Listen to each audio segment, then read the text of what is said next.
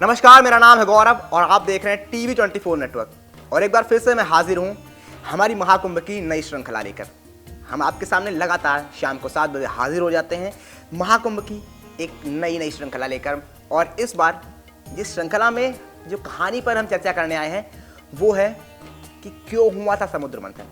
आप कह रहे होंगे ये तो मैंने पिछले एपिसोड में आपको बताया था। जी हाँ, ये बताया था क्यों हुआ था समुद्र मंथन, अमृत के लिए। लेकिन उस अमृत की क्यों ज़रूरत पड़ी थी, आखिर उस अमृत के लिए क्यों देवता और असुर साथ आए, आखिर क्या कहानी थी। इस पूरी की पूरी कहानी को जानेंगे और विस्तार से आपको सब कुछ बताएंगे। तो बने रहिए इस पूरे वीडियो में हमारे साथ और जानते हैं क्या है पूरी कहानी। तो जैसा कि हम सभी को पता है और हमने पिछले वीडियो में आपको बताया भी था कि उत्तर प्रदेश के प्रयागराज में महाकुंभ 2025 के आयोजन की तैयारियां अंतिम दौर में है। तीर्थ और आध्यात्म की नगरी प्रयागराज पूरी तरह तैयार है। श्रद्धालुओं का आना शुरू हो गया है, घाटों पर रौनक है और स्नान आदि की परंपरा जारी है।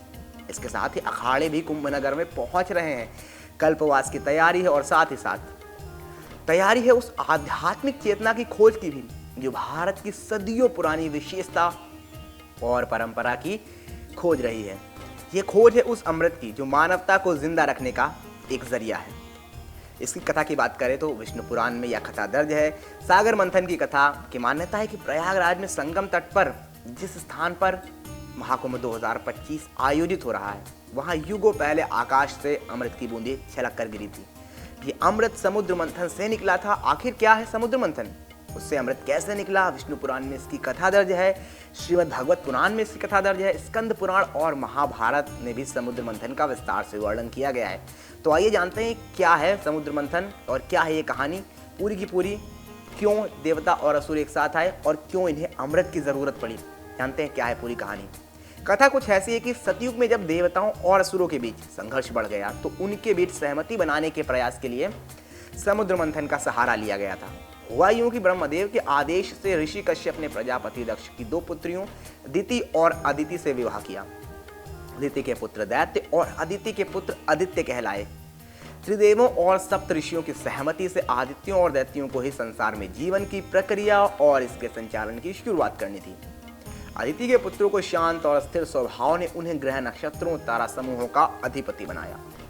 इसलिए ग्रह तारे आदि अपनी स्थिति पर जस के तस हैं, विचलन करते हैं, इसलिए उन्हें स्वर्गलोक का राज्य मिला। वहीं दिति के पुत्र चंचल और चलायमान थे, उन्हें पृथ्वी के नीचे पाताल लोक की ऊर्जा का स्वामी बनाया गया, जो कि भूगर्भ की हलचल के लिए जरूरी था। यह बंटवारे भले ही संतुलन स्थापित करने के उद्देश्य से किया गया था, लेकिन असुरों को हर बार लगा कि उनकी उपेक्षा की गई है, इसलिए वह स्वर्ग पर भी अधिकार करना चाहते थे और पृथ्वी पर भी अधिकार जमाने की ये महत्वाकांक्षा असुरों को हिंसा की ओर ले गई और वे मानवता को चोट पहुंचाने लगे। महादेव शिव के पास पहुंचे और इसके बाद क्या था, बार बार होने वाले टकराव देवदानवों के बीच युद्ध का कारण बना और देवताओं के पास यज्ञ होम की शक्ति थी, इसलिए वह हर बार युद्ध में दैत्यों से विजयी हो जाते थे। लगातार हारते और मृत्यु को प्राप्त होने के कारण दैत्य कम होने लगे और लगातार विजय पाने के कारण देवता भी अभिमानी बनने लगे। दैत्यों के लगातार पतन से निराश शुक्राचार्य एक बार महादेव की शरण में पहुंचे। बताते चले कि महादेव शिव सभी योगियों के गुरु हैं, उनके पास योग क्रियाओं से अर्जित कई शक्तियां हैं। अगर वह विनाश के देवता हैं तो जीवन भी उनके ही आशीर्वाद से है। महादेव संसार में मृत संजीवनी विद्या के जनक और उसे सिद्ध करने वाले महायोगी हैं। महामृत्युंजय मंत्र उनकी ही ऊर्जा शक्ति का ध्वनि रूप है। यही कारण रहा कि दैत्यों के पतन से चिंतित शुक्राचार्य इसी मृत संजीवनी विद्या के ज्ञान के लिए शिव जी के पास पहुंचे थे। शुक्राचार्य ने शिव स्तुति कर महादेव को प्रसन्न किया और कहा कि हे भोलेनाथ, जिस तरह असुर लगातार देवताओं से हार रहे हैं और मृत्यु को प्राप्त हो रहे हैं, इस तरह यह तो सारी दैत्य जाति का ही नाश हो जाएगा। ऐसा कहकर उन्होंने महादेव से मृत संजीवनी विद्या सीखने की इच्छा जताई। इस पर भोलेनाथ ने कहा, यह विद्या मैं आपको अकेले नहीं दे सकता, क्योंकि इस तरह आपकी जो मंशा है वह छल करेगी, लेकिन अगली बार आप और इंद्र दोनों मेरे पास आए तो जो पहले आएगा मैं उसे यह विद्यादान दे दूंगा। यह सुनकर देवराज इंद्र और शुक्राचार्य दोनों ही नियत तिथि पर कैलाश पहुंचे। महादेव ध्यान मग्न थे, कई युद्ध जीत चुके इंद्र अभिमान के कारण वहीं पास एक पत्थर पर बैठ गए, जबकि शुक्राचार्य महादेव के सामने दंडवत हो गए।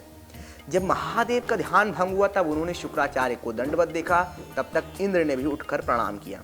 इस पर महादेव ने कहा कि आप दोनों ही साथ ही उपस्थित हैं, इसलिए यह विद्या दान फिर भी नहीं दिया जा सकेगा। वैसे भी इस विद्या को सीखने वाले का शरीर बहुत अधिक तपनिष्ठ होना चाहिए।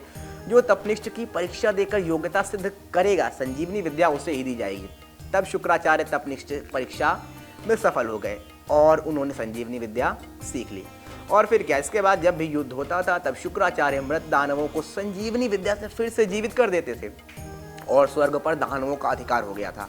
हार से निराश देवता भगवान विष्णु की शरण में पहुंचे और सारी कहानी सुनने के बाद सृष्टि का संतुलन बिगड़ता देखकर श्री हरि ने कहा कि संजीवनी विद्या तो नहीं है मेरे पास, लेकिन इसकी एक काट बता सकता हूँ, वह है अमृत।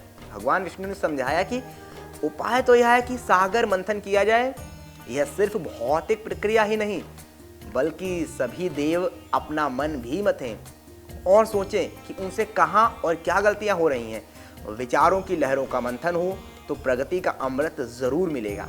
इस तरह क्षीर सागर के तल में भी कई रत्न छिपे हैं, लेकिन यह मंथन सभी देवता भी मिलकर अकेले नहीं कर पाएंगे।